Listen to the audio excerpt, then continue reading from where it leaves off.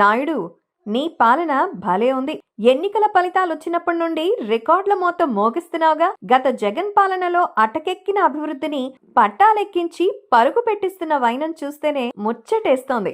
ఒకటి గాదు, రెండు గాదు, ఏకంగా 164 సీట్లతో రికార్డు విజయాన్ని నెలకొల్పి మొదలుపెట్టిన ఈ నీ ప్రయాణం 7 నెలల్లోనే 4 లక్షల కోట్ల పెట్టుబడులు తెచ్చి శభాష్ అనిపించుకునే నమ్మకాన్ని నిలబెట్టుకున్నావు. ఇక ఎప్పటి నుండి మూలబడి ఉన్న విభజన హామీలు, రైల్వే జోన్, రీఫైనరీలు సాధించి సత్తా ఉన్నోడిగా నిలబడ్డావు. నీ హయాంలో జరిగిన పనులు తప్ప అడుగుపడని పోలవరాన్ని పూర్తి చేసేందుకు అడ్వాన్స్ గా నిధులు మంజూరు చేసుకోవడం నీకే సాధ్యం.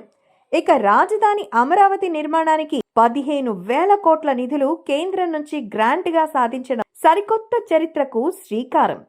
విశాఖ స్టీల్ ప్లాంట్ ను అక్రమంగా అమ్మేయాలని చూసిన జగన్ పాలన నుంచి ప్రైవేటీకరణ జరగకుండా ఆపడమే కాకుండా 7,000 కోట్ల ప్యాకేజీని సాధించడం నీ గొప్పతనమే బాసు.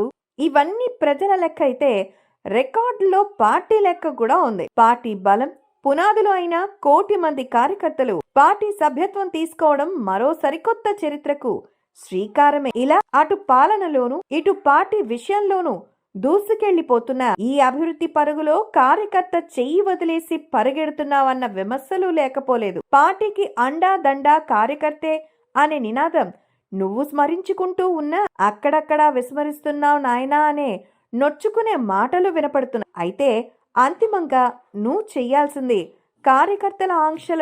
కార్యకర్తల ఆకాంక్షలను నెరవేర్చేలా ముందుకు సాగడమే. కార్యకర్తే అధినేత అనే క్యాప్షన్ కేవలం నినాదానికే పరిమితం చేయకుండా కార్యరూపం దాల్చి అదో విధానం కావాలి అని కోరుకుంటూ గుండెలపై చేసుకొని చెప్తున్నా నాయుడు, నీ పాలన నిజంగా భేష్.